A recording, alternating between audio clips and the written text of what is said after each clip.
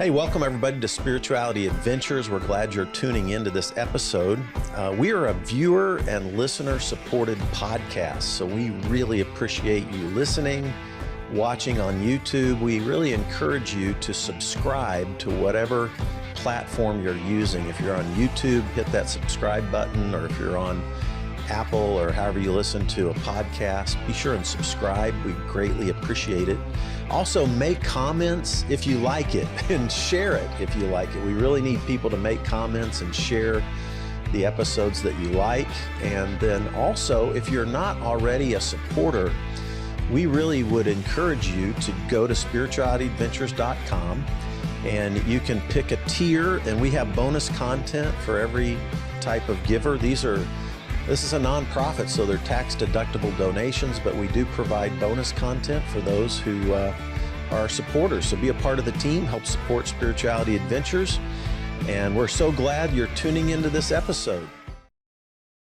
Hey, welcome everybody to Spirituality Adventures. Glad you're tuning into this episode. I'm excited. I heard Priest talk about Christian psychedelics at the Wild Goose Festival in North Carolina. Mm-hmm. I think in 2022. Mm-hmm. I think that was my first. I actually think that was the first Wild Goose I'd ever gone to, and Brian McLaren was the one that encouraged me to go. And I'd had a big meltdown and all this, and had been out of ministry for a while, and Brian was kind of an encouragement to me, and he said, you should try Wild Goose. Brian was the only person I knew at Wild Goose when I went the first time. Now if I went, I would know bunches of people because I've been building new networks. But yeah, so I heard you talk about Christian psychedelics in a tent in the heat, in the humidity of North Carolina. It's not been that hot since. I've been the last 4 years. It's not been that hot since. But at that moment, I thought, oh man, I'd love to interview him on my podcast, right? So now here we are, October 2025, and we finally connected. So thank you, Hunt, for. You're welcome. Thank you for your persistence. Yeah, so good. So we're going to talk about Christian psychedelics, or just psychedelics in general today. And, it's interesting. I think the first time I even heard anybody talk about this in a serious sort of way, was a podcast that Tim Ferriss did. Mm-hmm. And I can't even remember who he was interviewing at the time. And he was mainly talking about ayahuasca. But I was so intrigued because as a teenager, I started smoking weed at 14 and did some acid trips, and then got saved at 16 in a Southern Baptist youth camp, and then felt called to be a pastor. And so I stopped doing all of that stuff, right? But I always had a curiosity in it. Then I became a vineyard pastor. I started a vineyard church in Kansas City in 1990, pastored that almost 30 years. And it's kind of a charismatic type movement, right? Yeah. But did you see Jesus Revolution? No, but I know it, and I know the history. I do know the history. So one of the most influential guys in the Jesus movement of the 70s and early 80s, late 70s, early 80s, was a guy named Lonnie Frisbee. Sure, yeah. Lonnie kind of had the long hair, looked like a white Jesus dude, had a acid trip in a canyon and encountered Jesus, and that was his conversion experience, and then was like this super influential. Now, the Jesus Revolution movie didn't actually even talk about that. He was also a closeted gay alcoholic. So I think, and he had an enormous gifting. Like I have close friends that were very close friends with Lonnie. Had extraordinary spiritual giftings, right? With the mysterious world of the spirit and all that. And I don't think we should ever eliminate his story. Oh my God, I know. Right? See that in that culture, there's several things about that would be problematic. And it's like we just if communities are uncomfortable with something, it's like they just wipe it away, just like Bill Wilson. I mean, it immediately reminds me of Bill Wilson and AA and his own use of LSD and belladonna and psychedelics. Yeah. So, and it just doesn't fit AA orthodoxy, so they've scrubbed it out. Just Yeah. like Lonnie Frisbee doesn't quite fit Vineyard orthodoxy. Right. Although I know of a congregation, a Vineyard congregation, that does quietly work with psychedelics and does a lot of other sort of non-ordinary states like breathwork sessions. You need to let me know offline who that is. I'll get a hold. I probably know him. Yeah. But yeah, that is fascinating. I'm in the recovery world. I've been in recovery for 6 years now, and I've heard. I don't know as much about the Bill Wilson story as I do about the Lonnie Frisbee story. Right. But I do know. I've heard that same thing about Bill Wilson too. Yeah. Right. I mean, it's not hard to find it. It's just not high up the list of things they talk about. Right. But I would say his experience of his higher power was that way through that. Interesting. And, I mean, what's happened with psychedelics is it's gotten mashed in with, psychedelics are not addictive. They're just not. Right. And it's gotten mashed in together with everything and we can talk about that at some point. Yeah. If you want to, but how the war on drugs just conflated everything. Yeah. Well, let's get a little bit of your background story. Like, where did you grow up, your faith, family origins? Give us just a little quick window into Hunt Priest. Okay. And how you became a pastor, and then we'll move into how you got in this psychedelic experiment at Johns Hopkins in 2016. So kind of give our audience just a little window into who you are. And I'm 61. I grew up in a small town in Kentucky near Lexington, Mount Sterling, Kentucky, which is east of Lexington, about 30 minutes. And my parents and grandparents and all the way back, that's where we're from. And right around there, those three counties. And I grew up in the church. I grew up with one foot in the Christian church. I know you're a disciples minister, and grew up with one foot in the disciples and one foot in the Episcopal Church. Grandmother and a grandfather were at the Episcopal Church. So those were both very formative. Both those traditions were very formative to my own spiritual life, and a very open-hearted, open-minded Christian upbringing. My mother was a choir director, so we were at church a lot, and I didn't have a lot of what people call religious trauma. I just didn't have it. My parents, we were religious, but not, I always say not overly, but we were very active in our church community and in our community that we lived in. And I went off to college, and then was kind of still going to church occasionally, which is not what a lot of people do in college, but I would go. My college roommate, he was a Presbyterian, and we would sometimes, not every Sunday, we would get up sometimes if we felt okay and go. And then went to work, moved to Atlanta after college and worked for Delta Airlines had 2 different stints there, still going to church. And with this I had this early on sense of vocation in the church, to the ordination, more in the Episcopal Church, and just pushed it back, and worked for Delta, and then left and worked for an advertising agency. And then it just got to be where I really felt a strong sense. So in my mid-30s, I went to seminary and was ordained at 40, and worked in churches in Austin, where I went to seminary, and then back in the Atlanta area, and then Seattle for 8 years. And when I was in Seattle is when I saw an ad in Christian Century for this study at Johns Hopkins and NYU. So that was in 2015, I saw the ad. I was in the study in 2016. And then that next summer, really because of my psychedelic experience, I had such clarity. We moved to Savannah for another church position here in Savannah. So that... My mother, my mom and dad are still alive. They're 80. My mom's 89. My dad's 90. And my mother was born and raised in Savannah. Oh, she was. My dad's from Wichita, Kansas. Okay. He was stationed in the Coast Guard in Savannah, and that's how he met my mom. They were married at Bull Street Baptist Church. Oh yeah, I know it. And I was conceived in Savannah, but Dad got out of the Coast Guard in the 50s, and he was a Yankee and couldn't get a good job in Savannah in the 50s. So there weren't a lot of jobs in Savannah ever. and so my mom and dad moved back to Wichita so Dad could get a job and raise a family. So I was born in Wichita, but Okay. Oh yeah. but I've Wow. gone back to my mother's hometown many, many times, and she used to go to Tybee Beach all the Oh yeah. time, Oh and God. Yeah. we've eaten at all the Paula Deen related places Yeah. down there, and She folded her tent. She's out of here now.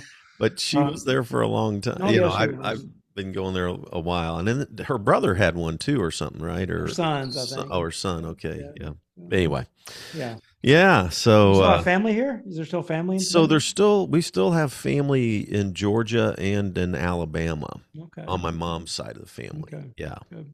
yep, all on my mom's side. So, yeah. In fact, my mom and we still pop down there occasionally, and hang out Well, and let me stuff. know. I'm here. I'm living in Okay. Ardsley Park. So let me Yeah. know. Plus, a lot of my mother's side of the family were Episcopalians because of that as the colony, Yeah, I mean, Georgia a lot of it. colony I mean, there's was. Episcopal Church every was 4 blocks. Yeah. So tell us about this 2016 study at John Hopkins where they collected. What were they trying to do, and what was your experience? Well, so I I'm mean, so fascinated by this. yeah. Well, it was I knew a little bit, but not a lot, and uh, Hopkins picked up. There was tons of research in the 40s and 50s and 60s around mental health and psychedelics. We knew in the 50s that depression could be treated with LSD. It was not common, but it was happening. It was legal. It was happening. And when was the Timothy Lear that was 50s and 60s. 50s and 60s? And that was Harvard was a center of some of that. Harvard right? was the center of it, but it was going on all over the country, and there was religious use. There was therapeutic use. Again, this is kind of that history that gets buried that we're uncomfortable with, so we just forget it. But so anyway, so that research is going on in the 50s and 60s. Richard Nixon, the war on drugs, politicized everything. It just stopped in 72, and they put these all on Schedule 1. And then Hopkins, marijuana, including marijuana, marijuana, yeah. Which again, we knew in the 50s that all of these had medical value. We knew cannabis did, and it was a political thing, but a bad political thing, but with a lot of racism in it too. Yes. So anyway, fast forward, Hopkins picks Douglas up the research. Brinkley's book is pretty good on that history of at least. Yeah. Anyway, sorry. no, it's. I mean, it needs to be out there because we're still living in this paradigm of the war on drugs for a lot of people that, that they're all bad. And that's where I was. I'd been around psychedelics. I'd never done them. Mushrooms I was more open to. I thought LSD would fry your brain. And so, I had those same cultural messages, but I saw an ad in Christian. So Hopkins picked the research back up in 2000. Johns Hopkins did. Picked back up where they'd left off in the 60s and 70s, and doing a lot of research with depression, anxiety, addiction, fear of dying, trauma. And so they were discovering that people were getting the best results with the mental health treatment were having spiritual and religious experiences. So in 1962, there was a study it was a Harvard study, but it was at Boston University. It was called the Good Friday Experiment. And 1962, Marsh Chapel at Boston University. Howard Thurman was the dean of the chapel and preaching. And it was a doctoral project for somebody at Harvard Medical School who was also doing a theology degree. They brought in 20 seminarians, dosed them with psilocybin, half with psilocybin, half with something else, with a placebo. In the lower chapel, Howard Thurman's preaching for 3 hours, doing the 3-hour Good Friday service upstairs. They're downstairs. That was I didn't know about that.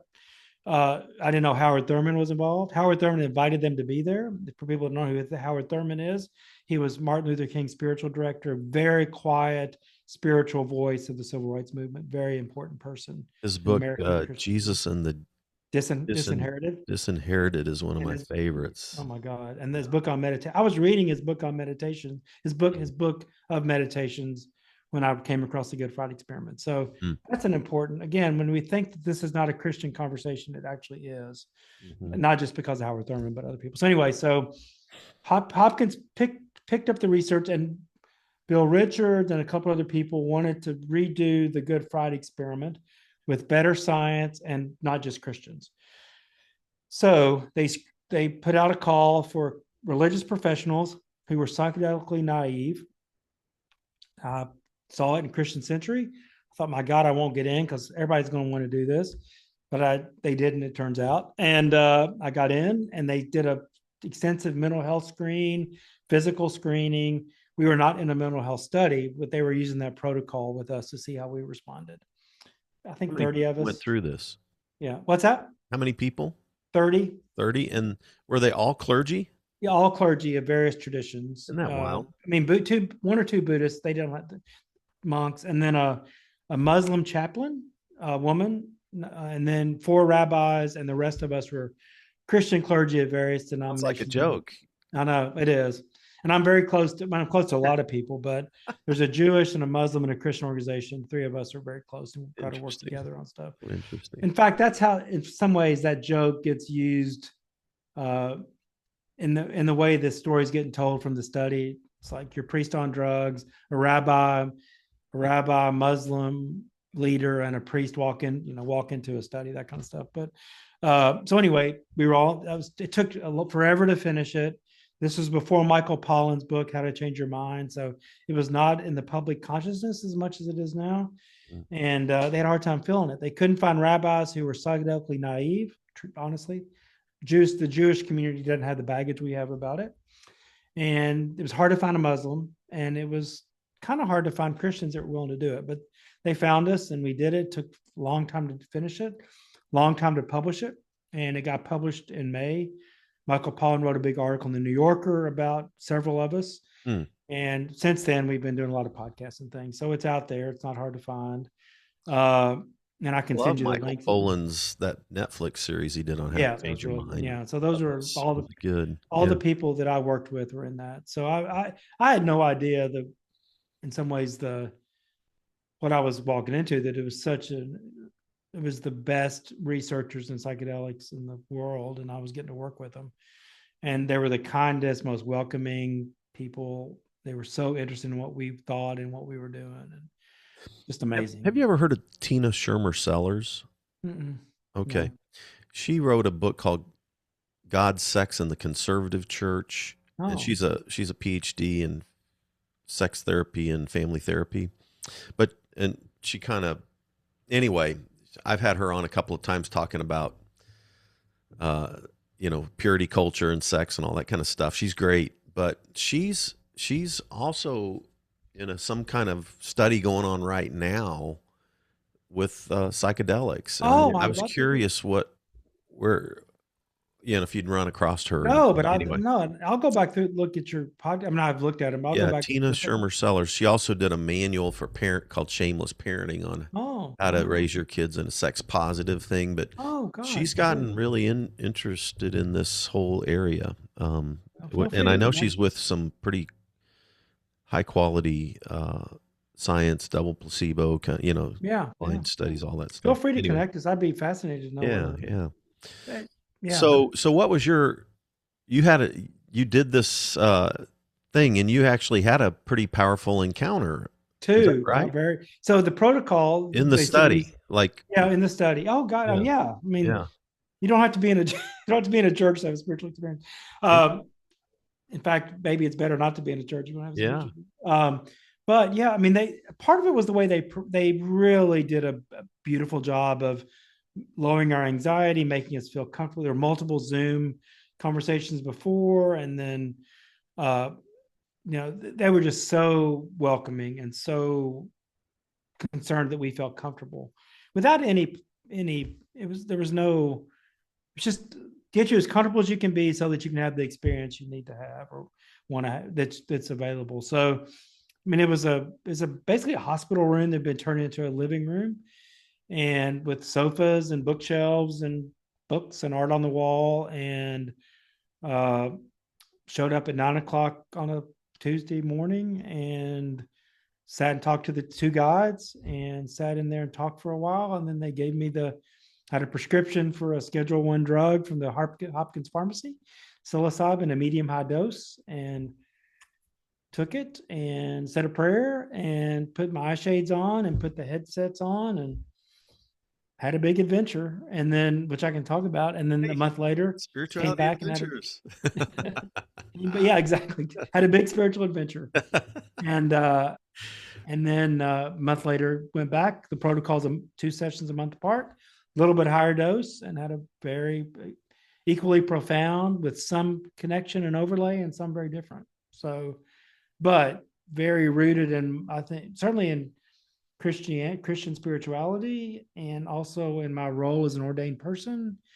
And sort of everything I brought to the table is like we all bring we bring our life to any experience we have. And I brought my life to it and saw myself reconnected to my body, reconnected to the wisdom of my body, and reconnected to the movement of the Holy Spirit in my body. So since I'm a vineyard guy, former vineyard guy, right? It's still there. I'm, Still there. I was into prayer language and all those kind of things, right? Tell us Well, that was tell my, me what some of your, yeah, right. And speaking in touch, that's not exactly what we do. Although I grew up in Kentucky, so I was very aware of it. And yeah, I was always curious. I never doubted, though. I never really doubted people having those gifts. I was just a little too disordered for the Episcopal Church, right? But I was open to it, and that was also, the '70s. That was happening everywhere, so yeah, I was aware of it and open to it. There were several charismatic Episcopalian priests. Oh God, yeah, Seattle that was a big thing in Seattle. And healing, and so I was certainly aware of all that and not dismissive of it. But that was my. Let me tell you a little. I don't want to go too far into it. No, I'd love to hear just how you would have described it. Yeah, that's an important part of this. So, so about an hour in, I'm I'm seeing, sort of colors, and it's beautiful, but I'm really uncomfortable, and I'm just so fidgety, and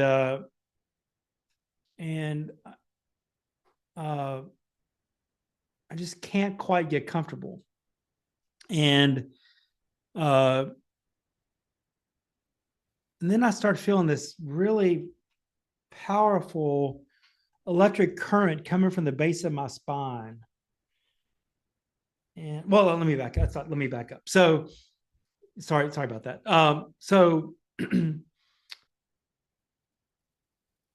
A year before I was in the study, I went to a 10-day meditation retreat, of a Vipassana meditation retreat. And I haven't told this story for a while, so I'm sorry. Hey, so let me hang on this one. Okay. So I just completed a 2-year training with Tara Brock and Jack Cornfield. You did? On mindful meditation, and they're from the Vipassana Buddhist tradition. Yeah, amazing. And I did a 6-day retreat like this with the Vipassanas. I did 6 days, but go. You're 10 days. So I'm curious because I did 6 days. So this was a year before I was in the study. So and you did it. And I went it was the end of my sabbatical, and it was just, it's funny. I went to Wild Goose at the beginning of it, and this was in 2014. I was 50 years old. And so anyway, at the very end of it, I went to this 10-day Vipassana retreat, and you sign that you won't leave because it's pretty, as you know, pretty intense and can be difficult. And the first couple of days, thank God I signed that, because I probably would have just snuck out to the parking lot and left, because it was just so hard and to stay focused. But so on day 4 or 5, I'm in the meditation hall. I feel this spirally energetic thing in my left thigh. And I'm like, oh my God, I don't even know what that is, but that's amazing. And it just felt like it came out of nowhere. And that sounds like, so what? But it's very poignant for me. And it kept me there for the rest of the 10 days and it allowed me to go deeper in meditation practice. So, and then I kind of forgot about it. And then, so here I am a little over a year later, I'm at Hopkins. I feel that same, this is weird. I'd forgotten about it. In the same place, the same sensation after an hour and a half into that session. And I thought to myself, I remember the meditation retreat, 4 or 5 days. I had that same experience. I thought, an hour and a half into this, and I'm having this experience. So in my mind, I said, this is real. So I gave myself over to it. And then as soon as I did, this electrical current started in my base of my spine, and it was strong, and I could feel it coming up, and it got stuck right here. And I got fidgety and That's nervous. your throat. Everybody who's My watching throat. you. Yeah. You got And stuck so in your throat. I thought my Adam's apple was going to explode. I really did. I remember thinking this is going to get out and it's going to come out of my ears or out of my Adam's apple, because again, I was using psilocybin and I had a big high dose of it. So I wasn't thinking totally logically. At that point, my guides realized I was struggling, and one of them put his hand on my shoulder. And as soon as he did that, that electrical current went up 1,000%. I mean, it was like something like the current went up, like somebody goosed it. And as soon as that did, it blew past this out the top of my head, and I started praying or making sounds or a prayer language. In my mind, I was speaking in tongues. It just like, oh, I thought that's what I'm doing. And I had no experience of that. Right. Really. And so it wasn't like you were pre-prepped for it or anything, right? Yeah, exactly. No, it was the last thing I thought. Yeah. I just thought I didn't know what, I had no expectations. So, and that went on for a long time. And there was a lot of other things that happened, but my biggest takeaway from that was, first of all, the throat chakra, which I knew very little about the chakra system. Mm-hmm. Now I'm a little more aware of it. Matthew Fox, the priest, wrote a book that has about the chakras, and he ties the 7 chakras to the 7 deadly sins and to the 7 sacraments of the church. And 2 years after I was in that study, I read that book. A friend recommended it. A Pentecostal friend of mine recommended it. And in that book, he ties the throat chakra to the sacrament of ordination, which is really to say the leadership in a spiritual community. And what I realized as a preacher and as a teacher, I was blocked. This was 2015, and I still felt constrained about what I could say about the state of the world and politics, and I just felt like I couldn't say what I needed to say. My throat chakra was blocked, and it became unblocked.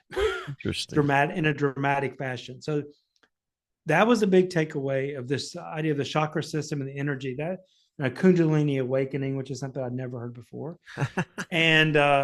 And then this idea of the Holy Spirit living and moving in my body. The body's a temple of the Holy Spirit, which is used to keep people from drinking and smoking. I think that's a misreading of that. It's a reminder that we are vessels of the movement of the Spirit. And so that was a huge epiphany for me in a way. And I'd gotten so far into my head as a religious leader trying to grow the church or keep the church moving, that I'd lost my own spiritual grounding in a way, and the spirituality of my body. And I didn't know, I never had a lot of hangups about sex, really, but just the eros and the power. I mean, it's dangerous. Eros is dangerous, but it's also a powerful spiritual force. And the church has botched that a little bit, yeah. But botched that like since Augustine a lot. Yeah, exactly. Well, Paul didn't help. Yeah. But yeah, exactly. So and it's dangerous. I mean, I would say even psychedelics. I mean, religion is dangerous in a good way. If it's free, the spirit is dangerous. But we need tools and community to help us navigate and discern.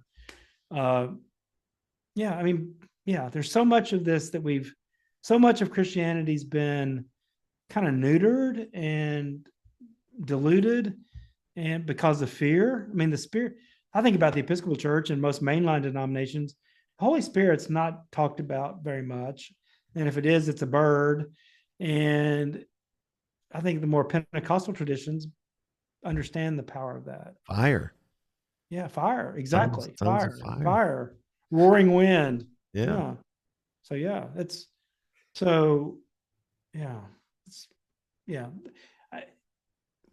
so that was my first experience. Wow. The second experience, and it was dramatic. In fact, the whole team came in to talk to me after, I think, word got out. I didn't move. I mean, I was very dramatic. It felt very sexual. It felt very erotic. It was erotic without sex. My whole body was vibrating. And it felt like that erotic energy that was contained. There was no danger of anything, and everybody boundaries were intact and all that. But I still haven't totally processed that part of it. That was very important. And then so second session, my guides remembered. I mean, I was like, is that going to happen again? And it wasn't. I got to go to the bathroom, and I made a joke like, I guess I'm not going to get the hour and a half erotic adventure. And I sat back down after going to the bathroom, because it's important to say that with psilocybin, even a high dose, it's not like you're drunk or stoned. You wouldn't drive a car. You're not overly conversant, but you can get up and go to the bathroom. You're not flat out. And so I went to the bathroom, came back, and then that energy started again. And I realized that I couldn't get comfortable, and I was flopping around on the sofa. And I think at one point, one of my guides went to my feet and had me press against him, like Lamaze sort of thing, and breathing. And then I was rocking at one point. I thought, I'm praying like Jewish people pray. Daveling. And then I got on my stomach, and this is the connection to the church. And I got on my stomach on the sofa, and I was my head was flat to the sofa. And I thought, oh, this is like how Muslims pray, with their forehead on the ground. And then I remember my ordination to the priesthood. And in the Episcopal Church, the ordination, you can either kneel in front of the altar in front of the bishop, or you can prostrate. And I did not feel comfortable doing that. I decided to kneel. And so it's a sign of submission, and I guess I wasn't quite ready to submit. And so I knelt. And in that moment, in that all that was going on, I thought, oh, this is the expansion of my ordination at the feet of the universe. And I don't know what that meant. I'm still not exactly sure what that meant, but that's what I thought. And it felt directly connected to ordination, which is why that earlier experience of my throat chakra was important too. So somebody else's Christian experience would come from their own experience of Christianity, or whatever. But that was the material I was working with, and that's what emerged. Like in our dreams, these things come up, and they're important to examine and play with and deal with. And I mean, those two experiences, if I'd never had another psychedelic experience, that would have been plenty of material to work with forever. Interesting. Wow. Yeah. Wow. So interesting. Yeah. Thanks. So and there were experiences of family things and connection to friends. And I brought my whole life to it, to those experiences. And those first two were profoundly life-changing. That's so interesting. Deepening. And I was a better preacher and a better priest and a better pastor. I really understood the power of touch in a way that I'd never really appreciated, that we're transferring energy, which is not a way I would have talked or thought. And when my guide touched me like that, it unleashed some energy in me. It freed me up. I think he wouldn't say this at all, but he's a scientist. But I think his touch to ground me really freed me.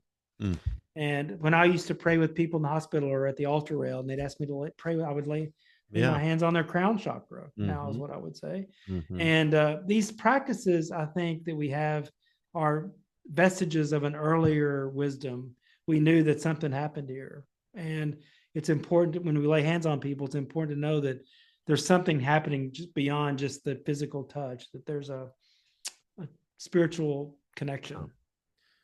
So anyway, I'm interviewing a gal from my church right after you today, who is a Reiki master. Yes. And we're going to be talking about some of that. Of course, me being from the vineyard, I wouldn't have called myself a Pentecostal, but more of I was kind of, Vineyard called ourselves the radical middle, unite the evangelical and Pentecostal world. But we I've laid hands on people all over the world, and prayed for tens of thousands of people with laying on of hands or anointing with oil. Yeah, exactly. And I did it. I would say I did it. I hate to say this, but it was sort of perfunctory to me Mm-hmm. before. Yeah. I mean, not totally. I thought, well, it's good to touch people, and yes, but it's much. If we really understood the power of these things that we do, I think we would. Well, I mean, even the science. I just interviewed a gal that finished her doctorate in the intersection of spirituality and neurobiology, and the energy that a human body puts out. It extends about 15 feet Yes. outside our own human body. So there's more and more research happening. She talks about the three brains with the cumulative neurons in the brain and the heart and in the gut. And this is energy, and obviously when we touch and connect and things like that, there is something going on there. And in the vineyard we had this 5-step model where we would pray, lay hands, and then interview people, and we were trained to observe what they were feeling, what we were feeling, heat, tingling, these kinds of bodily sensations when we prayed for people, and to check in with them and what they're feeling. And so it's so fascinating to me. See, look, I mean, when you don't box it into some theology, but let it move out into the realm of the universe and the energy of the universe and the healing of, I don't know. Anyway. Well, I would say, I mean, aside from the vineyard and a few other places in Western Christianity, I'll certainly say this about the Episcopal Church. It became overly rational. Mm-hmm. And I don't want to throw out any, but if you put everything in a box of just rationality and aren't open to things, even this, even whatever, it's like, we don't need to be so closed down. And if scripture is any guide, which I think it is, then we know that the world is full of energy, and whatever we call those entities, it's energy that's happening all around us. Mm-hmm, mm-hmm. And that's our power. And I've had profound experience with Reiki masters and Reiki. Yeah. So the science is less interesting to me, although I think it's good for us to know it, but good old fashioned testimonial is just as important. And the experience I've had with a really good Reiki master have been incredible. Very interesting. So, thanks for sharing all that. I appreciate it. Yeah, that was a lot. Thank you for asking. Yeah, I appreciate that. So this led you to found Ligare in 2021. So you did these studies in 2016. So tell us a little bit about Ligare. Tell people how they can check out your website and different things like that. And then after you talk about that, I've got a couple other questions, that I'm curious. So that study, I was in that study in 2016. I ended up moving to Savannah that next summer because I had such I came out of that. One of the things that people say about psilocybin is for a few weeks or a month, you have real clarity. I was so clear about who I was, what I was called to do. And out of the blue, this job in Savannah came to my attention. And the timing was kind of terrible. My son was about to be a senior in high school. I wouldn't have moved if he wasn't ready, and he was. And my then wife was ready, so we moved. And I came to Savannah with the full intention of doing a full thing here. And but I knew it was going to change. I knew that experience was going to change my work, and I was just going to wait for the timing. So was I going to be trained as a facilitator? Did I want to get some spiritual direction training, knowing that I wanted to stay in the church and do this work in the church? So I came to Savannah, and it's halfway through that COVID happened, and the 2016 election, and it got really hard, and I could see my own depression creeping back in. I saw it, of course, in the wider culture. I went on a retreat in November of 2020, in the middle of COVID, and realized that there was no place within Christianity to have this discussion. The mental health crisis was extreme, and I knew what psychedelics could be, and I knew that there was no place for Christians to learn about this, and no place for the psychedelic community to learn about the parts of Christianity that can actually be helpful in this, which is the spirituality, the mysticism, the spiritual practices of Christianity, and the community, and the stories in Scripture, which whether are psychedelic, even if they're not evoked by psychic. I would say the Book of Revelation would be one place to start. But if you or look Ezekiel, or Ezekiel and anyway. Or the resurrection appearances of Jesus. I mean, there's just the burning bush. I mean, there's just so much that's non-ordinary in Scripture. I don't care if people were taking psychedelics; it doesn't matter. Those are non-ordinary states of consciousness that are in Scripture. So there's real resources. So anyway, I came back from that retreat, and I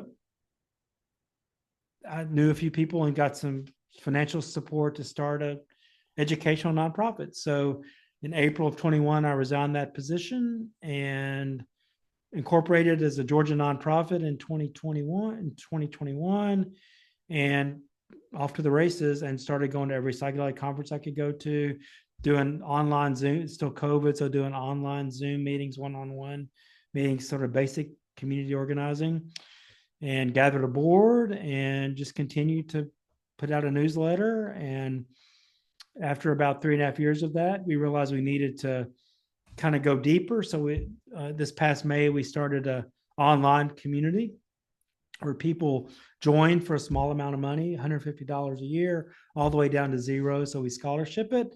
And we still do a lot of free things, but we also now have spiritual direction groups. We do breath work workshops. We do educational things in this online platform. But ligare.org is the website. Ligare is Latin. It's the root word of religion, and ligament means to bind or unite. Religare is really religion, so to rebind to God was how we would think about that in religious circles. And that's what we're doing. And the spiritual direction thing has been extremely successful. So groups of 5 or 6 people meet with the spiritual director once a month. Some have worked with psychedelics, some haven't, some want to. So it's just basically what they call in psychedelic circles integration groups, but through a Christian lens. And we have a group of maybe 15 scholars, PhDs, and teachers that are writing and teaching about psychedelics in Christian context. So we're sort of two foci. One is scholarship, the other is spiritual direction and pastoral care. Wow. We don't do retreats. We just support people that are discerning that, or have had experiences and want to make meaning or make sense of it, or try to make sense of a kind of new epiphanies in their own religious life. Interesting. So, Interesting. Yeah, it's really taken on a life of its own.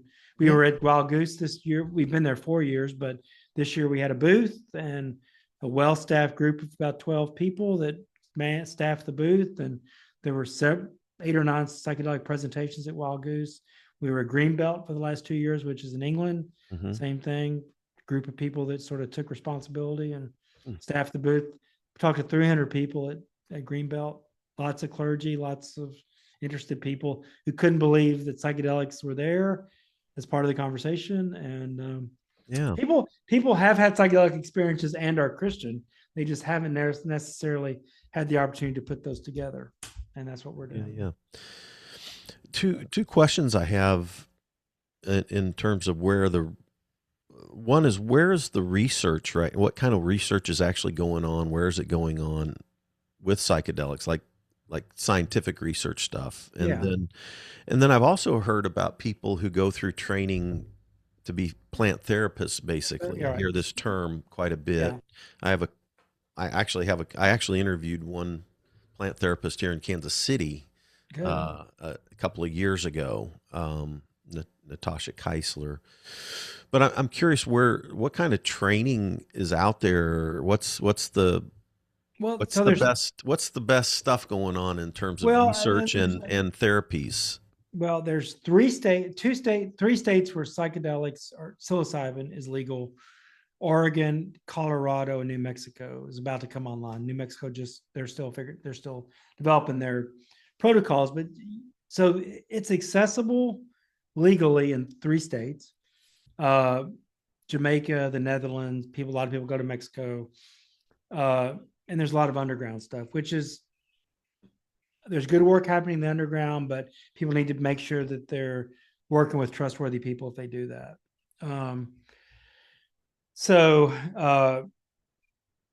But it's available and in those ways. And then the training this California Institute of Integral Studies, CIIS.edu, had the first kind of recognized training for therapists, medical doctors, and chaplains. And that's ongoing. There's cohorts in Boston and San Francisco and online. So that's kind of the gold standard at this point for training, just because they were the first. And it's through an accredited institution of higher learning. UC Berkeley has a training program. An organization called Psychedelics Today has a training program. Emory University is doing a ton of research right now. Their model, and they've got clinical trials going on at Emory. Their model is a therapist, the client, the patient, a therapist, and a chaplain. So they're bringing in the spiritual and the religious, which I think is really where it needs to be. There's research going on all over the country. There's studies in Savannah. I'm sure there's studies in Kansas City. Is it clinicaltrials.gov, I think, is the place to go for those, for people that want to do clinical research. There's a ton of that going on. So I would really encourage people to look at that website to see what's happening in their own communities, especially if people are dealing with mental health issues. That's where that research is about. So, and that's the train. There's other trainings which could be easily found online, but CIIS, UC Berkeley, Psychedelics Today. There's a few others. I'm just not thinking. We need a lot of therapists trained. We need a lot of chaplains trained. We need people just to be aware of this because of the research is showing pretty profound results for untreatable depression, treatment-resistant depression, because antidepressants don't work for a lot of people. And if they do work, it sort of has a lot of side effects. Side effects from psilocybin are minimal. The risk profile for psilocybin is almost nil. So psilocybin's down here, alcohol's up here, if you look at a chart of risk profile. So, and we don't seem to have a problem with alcohol. Highly recommend don't combine Xanax and alcohol, which is what I did for my anxiety, insomnia, sleep issues. Yeah. Got me into trouble. And then, right. Yeah. So yeah, I'm definitely a curious, I haven't done any of this yet, but because of you did it. You said you already yeah, when I was a teenager, and I can remember the things I saw and stuff even from then, which it wasn't a negative thing, but it was pretty, it was like Lucy in the Sky with Diamonds, with colors and images merging and dissolving and reemerging, and it was really interesting. But yeah, I can remember those things. I think a good podcast for the intersection of Christianity and psychedelics is Christian psychedelics, a guy in Texarkana, and he interviews a lot, and he came to it as a middle-aged guy, and really he grew up Baptist in Texarkana, now goes to the Episcopal Church. But so the Christianity and psychedelic conversation is happening. We're not the only people doing it. We're just trying to corral it and promote it and get people curious and keep people safe. That's one of the for sure. And you did have some kickback on this stuff. So back, I guess, you had somebody that interned with you for a little bit, got a bit bent out of shape, and then he felt like we needed to be. There was a series of articles a couple of years ago around abuse in the clinical psych and therapeutic settings. The therapist that was basically sleeping with her clients, and it was a terrible scandal, and that very upset him, and it upset a lot of people. And then he became disenchanted with. He was working for me at the intersection of psychedelics and Christianity. He was a student at Harvard Divinity School and was doing great work, and then got disenchanted with that, and then felt like I was not taking the harm stuff seriously enough, and then just it felt personal. I mean, he would say it wasn't, but it felt personal. And then he filed charges against me in the Episcopal Church for conduct unbecoming a member of the clergy, saying that I was encouraging people to use illegal drugs. And there was a big investigation, and that happened over the course of about 9 months. And most of his charges were dismissed, but the committee did determine that I was using my role as a priest in the Episcopal Church to encourage people to use illegal drugs, which I did not see it that way, obviously, but that's what they determined. And I was given a choice of either resigning my work at Ligare or resigning my role as a priest in the Episcopal Church. And I stuck with my ministry, which is Ligare. And so I was deposed, which is a very legalistic sounding thing and I can apply to come back in if I stop this work, or if the church changes. And this is the Diocese of Georgia. It's not the whole Episcopal Church. Right. So, it was unfortunate and it made me sad. And I felt like I know this is an important work for the church to be involved with, because it's about healing and spirituality, and we'll come around. I can't even tell you how many, I just had a guy visit my church just a month ago. And, I'm pastoring a small church now. So we had coffee, and he was an atheist, and he had started getting into some therapy models, and ended up doing a mushroom thing, and ended up believing in God again. I mean, he kind of started out halfway in a kid, but then had gone 20 years. He was like in his mid to late 30s. And he's back in church, because of a mushroom trip. And that's just one example. Oh my God. That's one example in the last month. Hundreds. And I'm like, and I'm just like, wow, that's just so fascinating. Yeah, because of course, then I think back to Lonnie Frisbee and my whole tradition. That's my frustration. That's my frustration with the Diocese of Georgia, and my frustration with clergy who just. There are a lot of people are interested, and a lot of people just, and that's why it's like people actually need to talk about this. They'd like to talk about it in a Christian context. And if you're not curious and judgmental and shutting it down, you're missing an opportunity to be of service to somebody. So bless you for that. And they say, I think this is true, but it's kind of a joke, is the only people that should be afraid of psychedelics are atheists. And, and that's sort of tongue in cheek, but there's an example of that. Interesting. And again, these are powerful. So it's not to be done casually, or, people do what they do, but the best opportunity is in a safe setting where you feel cared for, and there's somebody there that's not working, they're not using, so that you can be safe. There's ways to do this to keep people safe. Yeah.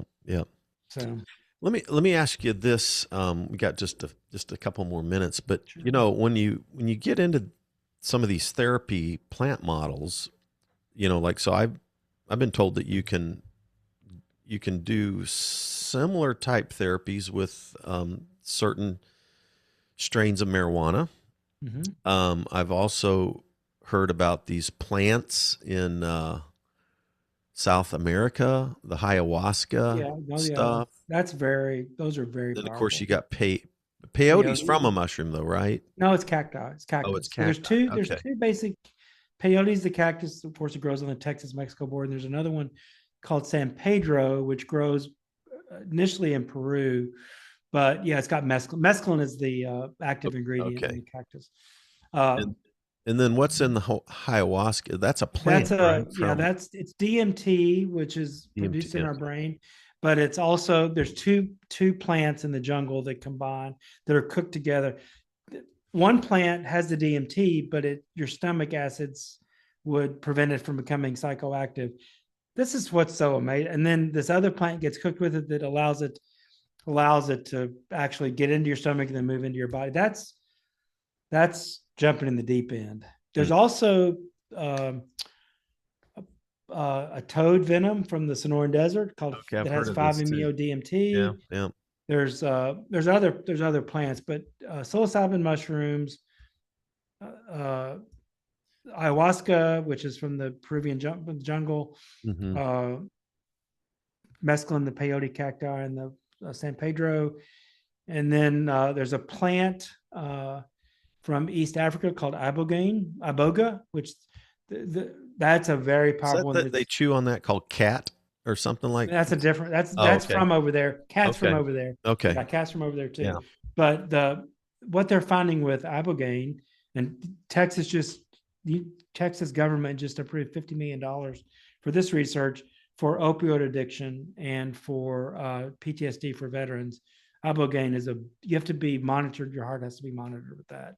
But there's clinics in Mexico that are working with that.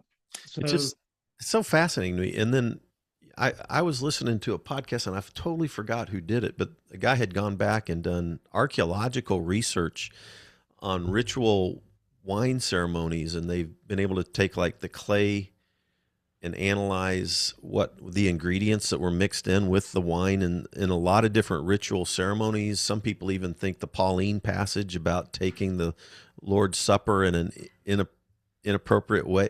There's so much like archaeological research in terms of like many ancient ritual spiritual traditions were combining like ritual wine with ritual plants, kind of stuff. I would say that was happening in I really do think it was happening in early Christian communities. And so Christianity took a long time to get to where we are now. Yeah. And there was a lot of things going on in those first few centuries that were experimental, and then the church had to crack down on everything. I think I would just one point I like to make about when we talk about Christianity and psychedelics is the institutional church, through the colonial patterns of the church, did a lot of damage to indigenous religious practice. And these, the Spanish conquerors discovered people working with these plants in South America, Mexico, and did terrible cultural damage. Mm-hmm. And those communities went underground. Maria Sabina was a curandera in Oaxaca, and she was a Roman Catholic woman in the 50s working with mushrooms, and her bishop knew about it. Mm-hmm. And so, that's where Gordon Wasson went there in the 50s and discovered this whole religious practice. He was a practicing Christian and said that it was like Pentecost. Mm. His father was an Episcopal Priest. He was down there, an amateur mycologist, and said it was very Pentecostal. Mm. So, and there's an arrogance in institutional religion, institutional Christianity, that acts like God can't be moving anywhere else but in the institutional church. Right. And that's wrong. Right.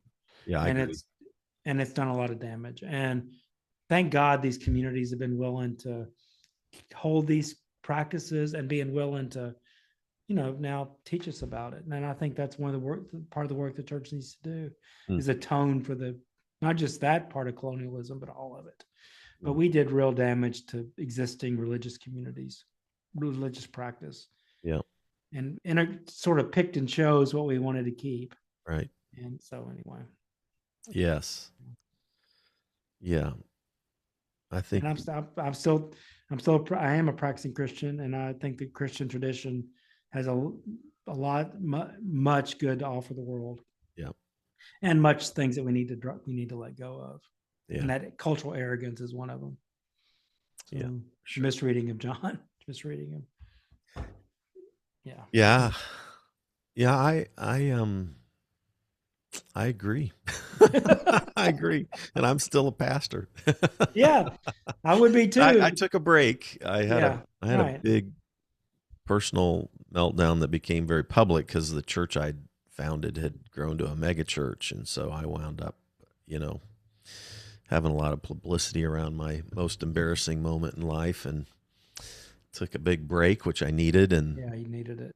And Richard Rohr's book, Falling Upward, really kind of got my faith off the ventilator. And then, I got into recovery and started reading everything Richard footnoted. And that led me to Matthew Fox. And that original Blessing book of his. Yeah, that's. I loved, that's one of my top 10 books of all time now. Yeah. Is that original Blessing by Matthew Fox. And that's what took me to my whole new space now. Yeah, I got exposed to mindful meditation through DBT therapy, dialectical behavioral therapy. And I thought you've done some really hard, deep work, it sounds like. Yeah, for sure. But anyway, but no, and I just continue to try to be an advocate for all healing modalities that are good for you, Yeah. And the church that's where I do connect the psychedelic work to healing, both emotional healing and spiritual healing. But so I say the church is back to Jesus and before that, but with Jesus as the healing ministry of Jesus, then the church moved into building hospitals and training doctors and nurses. And then if we don't care about, if the church doesn't care about healing, then what the hell are we doing? Right. So you can look at all the negative impacts of colonial Christianity around the world, but then right alongside that, you've got the hospitals and the medical doctors and hospitals, and all the things that are the good things about Jesus that manifested around the world. But then if we didn't have to convert people at the edge of a sword, if we converted people and which it was happening by being present to people. And the best of the missionary work was going to a culture and learning from the culture, which did happen. And and you grow as much as anybody else. Yes, but to go there with the intent of converting people is just wrongheaded and backfires and does a lot of damage. Yeah. So, well, Hunt, the church is still evolving. Yeah, thank you. Yeah, thank you so much for taking the time to be on the podcast. Thanks for the work that you're doing. Ligare, Ligare.org, and that'll get you to a Christian Psychedelic Society. And I was fascinated by all the things that you're doing through Ligare, so I'm excited about that. Yeah, thank you. I'm really happy to know that you had a parishioner come in and have coffee and was willing. That shows you're open. You perceived you as open if he was willing to talk about an illegal thing he'd done in the context of his religious life. I don't know. I think he went out of town and did it somewhere. I mean, you can do those things in legal settings now, right? In certain places. Yeah, I think he went out of town somewhere. But anyway, yeah. But yeah, I was so grateful that he opened up about that, and I was able to share with him all of my journey too. So, good. Yeah. Good. Well, stay in touch and let me know I'm happy to. Yeah. Hey, there's a whisper right now about 90% that Theology Beer Camp next year is going to be in Kansas City. Oh, well, in October. So you should. Yeah. October? In October. They do it every year in October. So I'm kind of excited about that. I have a good friend in Topeka. I actually know a couple people in Kansas City too, but I have a good friend, the Episcopal Priest in Topeka. That's why last time I was in Kansas City flew in there and then spent some time and then went to Topeka. So yeah, good people out there. All right. Thanks everybody for tuning in to Spirituality Adventure. Thank you, Reverend Hunt Priest, for all. You got to drop the Reverend these days, but that's fine. For all of the insights that you've given. Thanks for sharing your story with us. Thanks for your curiosity. Take care. Blessings. Welcome. You too. Thanks. All right. Hey, you made it to the end. Thanks for listening all the way through on this episode. By the way, if you're not already a supporter, go to spiritualityadventures.com, sign up for one of our monthly supports, and you will receive our bonus content. You'll receive lots of interesting information about our guests. Many of our musicians will do special bonus songs and record a song. So I want to encourage you to do that. Thanks for listening. Thanks for watching. Be sure and subscribe. Be sure and share any of the episodes that you like. And be sure and make comments if you like them as well. This helps us get Spirituality Adventures out there to more listeners, more watchers. So whatever platform you're using, subscribe, like, share, make comments, and go to our website, sign up for our team, and be a part of the team support. Thank you so much, and we'll see you next time.